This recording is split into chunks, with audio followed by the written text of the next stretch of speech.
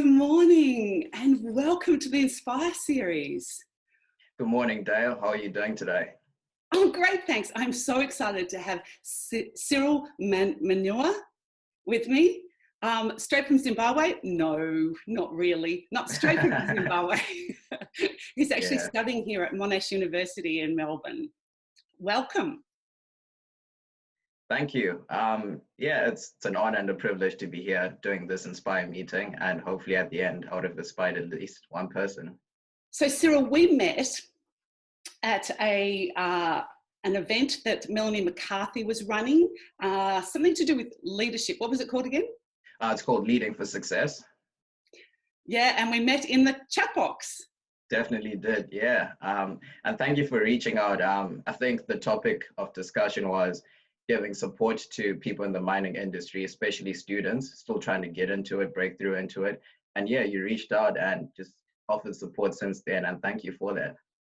Yeah, and Cyril, what was something that's been a silver lining from the lockdown? First one for me is reading. I took this opportunity to actually delve into reading some books, and I split them between books that helped me grow spiritually and in my academic journey. So currently just finished 21 Qualities Every Leader Should Have.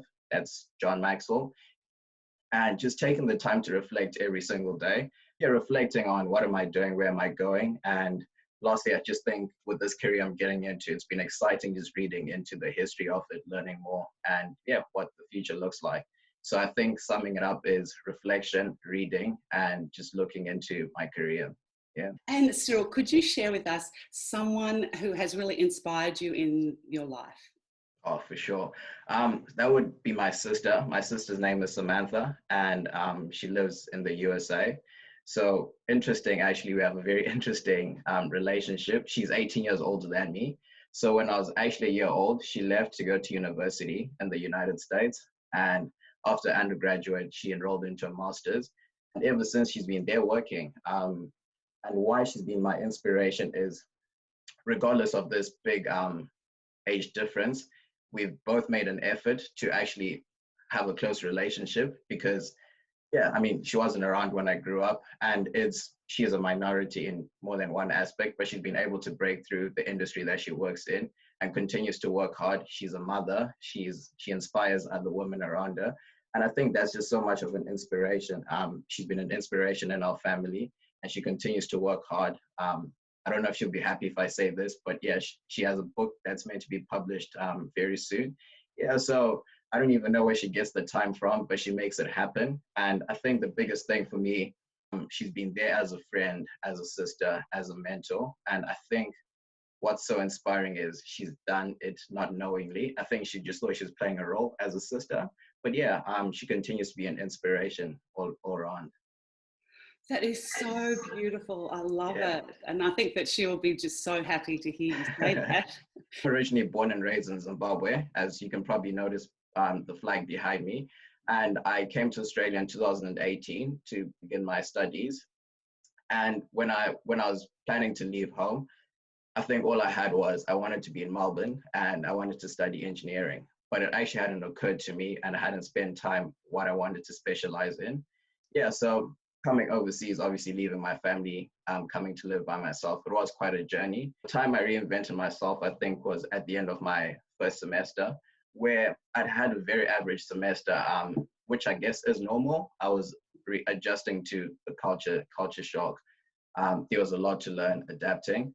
But yeah, at the end of the first semester, it was me coming and realizing what do I actually want to do with this opportunity that I have. It's 4 years that I get to be overseas and study. And I thought that it's more than studying. It's what do I do with my time outside study? So there was a lot of reinventing myself. I think the most important and the first thing was actually my spiritual journey. So obviously at home, I went to church with my family, but I was actually establishing myself and finding a church that I can call home. And that was the first thing that was part of this reinventing journey. And I think being a Christian with God, things start making sense. So that was out of the way. Then it was actually putting more time into finding out what my passion was. Obviously, I think engineering was because I could do it, not that what specifically would be my passion. Yeah, so it was actually actively through the general first year I was doing, finding out what it is that I wanted to do. And obviously, now that I'm specializing in mining engineering, I came to that decision.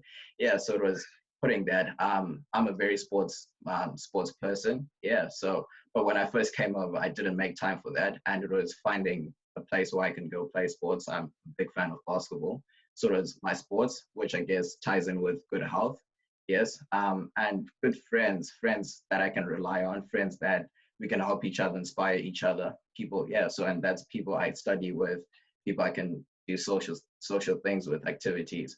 Yeah, so that was a lot of reinventing that happened there, and taking care of the people around me, my family, just being there for them, because it can be overwhelming when you're trying to do life by yourself for the first time. Yeah, but also remembering that you're not in this alone, and just taking more time to check into my family. So yeah, that was a lot of reinventing that went on, and just yeah, volunteering in university. I think I just say yes to every opportunity. Yeah, just make the most of anything that comes my way if it makes sense. Obviously, not overwhelming myself, because at the end of the day, this education I'm getting, it's not for me. It's for generations to come. How I can impact people by the things that I'll end up doing. So it was just yeah, having a vision and starting to work towards that vision. And yeah, it's been about 18 months since this reinvention. It's been good, it's been challenging, and continue to grow and learn. That is so inspiring. That is so inspiring. And what I love is that obviously coming to a different country would necessitate a certain amount of reinvention, but you have taken that to a whole new level. Like you've just taken on every single aspect of your life and gone, what can I do in this aspect? What can I do in that aspect? And really embraced it. If you could leave everyone with a message today, Cyril, what would that be? I think I'd say yes to every opportunity. There's so many opportunities around us. If it makes sense for you, go for it.